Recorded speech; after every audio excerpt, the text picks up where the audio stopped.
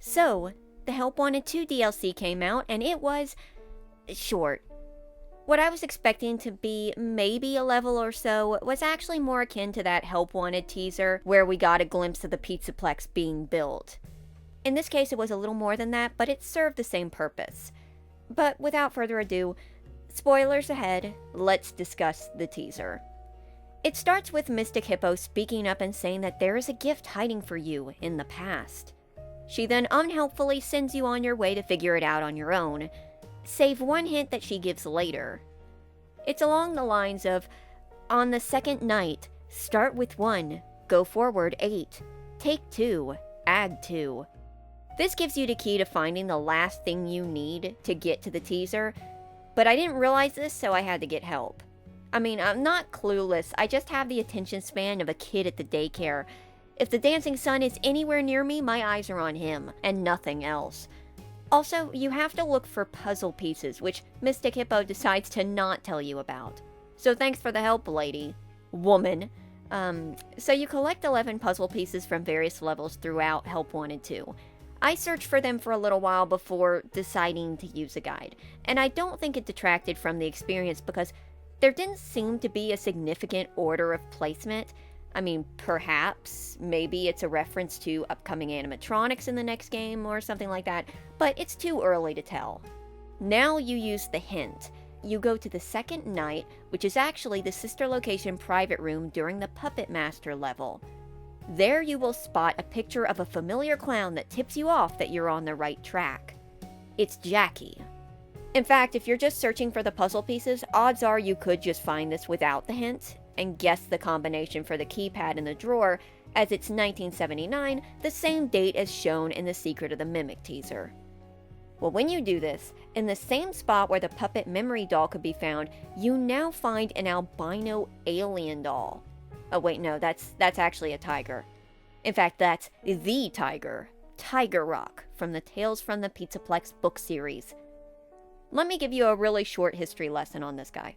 So in the Mimic's book backstory, he was created by a guy named Edwin Murray, a suit maker for Freddy's from assumedly around the same time as William and Henry. You might have also heard of him recently because a teaser for him apparently got released in 5 Laps at Freddy's, which I'm absolutely shocked that it was in 5 Laps at Freddy's because I thought I was the only person who still had that installed. Mimic was used as a playmate for his son David, and they both had matching tiger plushies. Then David got hit by a car and died. Mimic continued mimicking him, and Murray, filled with rage, beat the heck out of it and then just sort of dipped for a decade or so. A common thread amongst former Freddy owners and affiliates. Skipping around a little, years later at one of the many Pizzaplexes, the Mimic was brought in inside of an animatronic named Tiger Rock, an Elvis-inspired tiger, which was then hooked up to a giant mechanical tree that ran the Pizzaplex. But that's not exactly important. What is important is that this plush is either one of the original plushies or a plush based off of Tiger Rock himself. But by getting the plush, returning to the hub, Mystic Hippo has a message for you. A new performer has arrived, and you should throw stuff at it.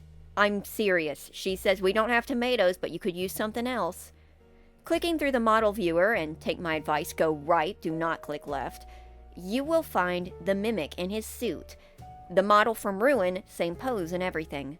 You then have to throw something at him, such as shooting the ball pop gun at him, upon which a loud shriek echoes through the room. Now, if you've collected the puzzle pieces, the scream of the unholy causes the pizzeria door to open, and you step in. There we find the box from the Secret of the Mimic sitting on a table. It is now much cleaner, brighter, and with a big red bow on top. Turning the crank plays My Grandfather Clock, the tune of the puppet music box, before it pops open. The inside is red, and we can't see anything. But we hear an unwholesome and garish, "Time to play!" Now we know this is Jackie because we actually had leaked Jackie audio from the PAX demo. Here it is.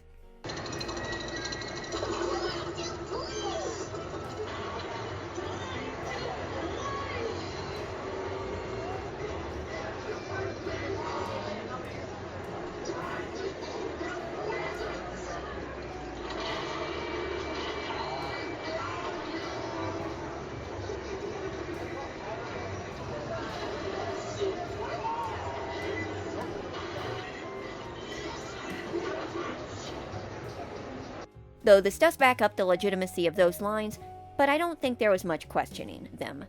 We then get a children's puzzle placed before us and have to put the pieces we collected back together. It is a double vision puzzle made by a company called MCM with a candy logo. The picture is of a mask and gift shop that gives me major Hello Neighbor vibes. Behind it you can see a factory, likely the toy factory as seen in the demo.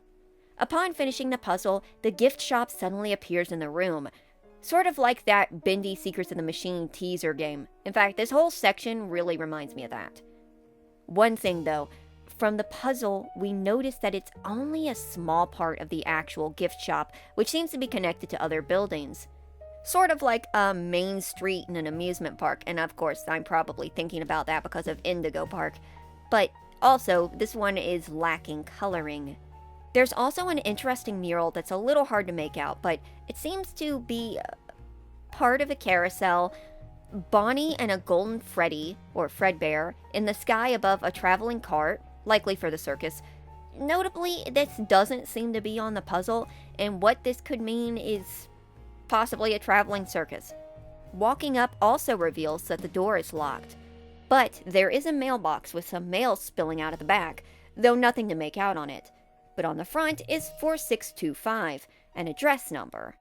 Upon removing the mask, we see on the table is instead a puzzle of a van. And sure enough, looking up from the book, there's the back of the van pointing right at us out of the darkness. The license plate has to be what looks to be part of a 1 and a 27 on it, but it's too dirty to tell. The back of the van opens, revealing the MXES' large body, along with a keypad to type in 4625, upon which tall, dark, and handsome himself crawls forth, though his eyes look a little more cooped out than I remember. Suddenly, he gets sucked back inside, and the van drives off into the darkness, taking the MXES away. But who could have done this? I have a confession to make. It was me. I took the MXES. Together, forever and ever, and all that. Okay, no, seriously. So either we're watching someone take MXES away from the gift shop, likely to take him to the Pizzaplex where he was set up to contain the mimic, or it's showing that after Ruin, someone loaded up MXES and took him somewhere else. It could really go either way. And with this, seeing this building, seeing it in its heyday, and then seeing a reflection of it that's not painted, and seeing the factory behind it, and seeing Jackie through various stages, I'm becoming a little more convinced that the secret of the mimic will probably not take place in one specific time period. I think it will jump around a little bit, but I have really no evidence to that. But with that, the teaser ends. But we're not done just yet, because through these efforts we have unlocked another model. None other than a complete and full in-game model of Jackie in her box. I gotta say, that replica at PAX was dead on. This wall-eyed, gaped-mouthed, long-armed circus freak is intimidating to look at. Though I gotta say, I love her dress. This is the first time seeing her skirt, and it's very frilly and cute. Very Pennywise, a little circus baby, and covers up any mechanics underneath until Jackie rips herself up and out of it. I do really like it. So, that's the update. Technically, this is a DLC, but like I said, it's more of a short teaser than, say, like Curse of Dreadbear. There weren't any more levels, unless you count the puzzle and finding the pieces to it. So, what do I think? I think it's an interesting teaser.